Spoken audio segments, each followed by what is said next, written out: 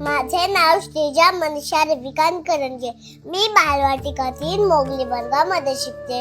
मी तुमच्या समोर 26 जानेवारीचं भाषण साजरं करत आहे. भारत जगातील सर्वात जास्त लोकसंख्या असलेला देश. भारत साजरा करतो आपला 77वा प्रजासत्ताक दिन. कसा? लोकसंख्या जवळपास 150 करोड, राज्य 29, बोलीभाषा 1618, जाती जमाती 6400, 6 प्रमुख धर्म आणि वंशिक समूहांनी नटलेला 29 सणोत्सव साजरा करणारा लोकशाही असलेला देश म्हणजेच भारत. आकडे जरा मागे पुढे असू शकतात, लहान आहे मी, आकडा नाही, भावना समजून घ्या. भारताची लोकशाही ज्या गोष्टीवर अवलंबून आहे ती गोष्ट म्हणजेच भारतीय राज्यघटना, कॉन्स्टिट्यूशन ऑफ इंडिया. भारताची राज्यघटना ही जगातील सर्वात मोठ्या लोकशाही देशाची सर्वात मोठी राज्यघटना. आता राज्यघटनेवर बोलायचं म्हटल्यावर ती कशी बनली हे महत्त्वाचं आहेच, पण त्याआधी आपण थोडं मागे जाऊया. दिवस होते 15 ऑगस्ट 1947 च्या अगोदरचे. इंग्रज आपल्या हुतात्म्यांना विचारत असतील, एवढा मोठा देश, एवढी मोठी लोकसंख्या, आम्ही मुठभर होतो, पण राज्य केलं ना तुमच्या भारतावर, कारण तुम्ही आधीच जातीपाती, धर्मात, प्रांतीयवादामध्ये अडकून पडला होतात. उलट आम्ही आलो, तुम्हाला तंत्रज्ञान मिळालं, कडक नियम, कडक कायदे, कडक शिस्त, कडक शिक्षा कोणी दिली? आम्हीच ना. मग थोडाफार कंट्रोल आमच्यावर ठेवला तर काय बिघडलेलं?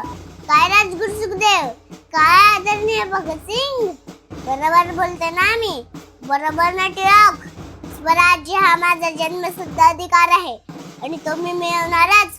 झाशीची राणी, मैं झांसी नहीं दूंगी. सुभाष चंद्र बोस, तुम मुझे खून दो, मैं तुम्हें आजादी दूंगा. चंद्रशेखर आजाद, दुश्मन की गोलियों का सामना हम करेंगे, आजाद है, आजाद रहेंगे. अशफाकुल्ला खान, खून से खेलेंगे होली, गणवतन मुश्किल में है. सरोजिनी नायडू, मंगल पांडे, बरोबर ना? आता मी चालले. खूप स्वतंत्र करत होता ना, घ्या तुमचं स्वातंत्र्य, पण एवढ्या मोठ्या देश सांभाळता येईल का तुम्हाला? राज्यघटना बनवली की निघतो आम्ही, पण इंग्रज विसरले. भारतात टॅलेंटची कमतरता आधीपासूनच नव्हती. आता भारताच्या फाळणीनंतर 299 सदस्यांची समिती निर्माण झाली आणि समितीचे अध्यक्ष झाले न्यायशास्त्रज्ञ, अर्थशास्त्रज्ञ, राजकारणी, समाज सुधारक, विश्वरत्न डॉक्टर भीमराव रामजी आंबेडकर म्हणजेच आपले बाबासाहेब आंबेडकर. गुंतागुंतीच्या प्रक्रियेतून 2 वर्ष 11 महिने 18 दिवसांनंतर निर्माण झाले बलाढ्य लोकशाही भारताचे संविधान, भारतीय राज्यघटना. खूप परिश्रम लागले बरं का.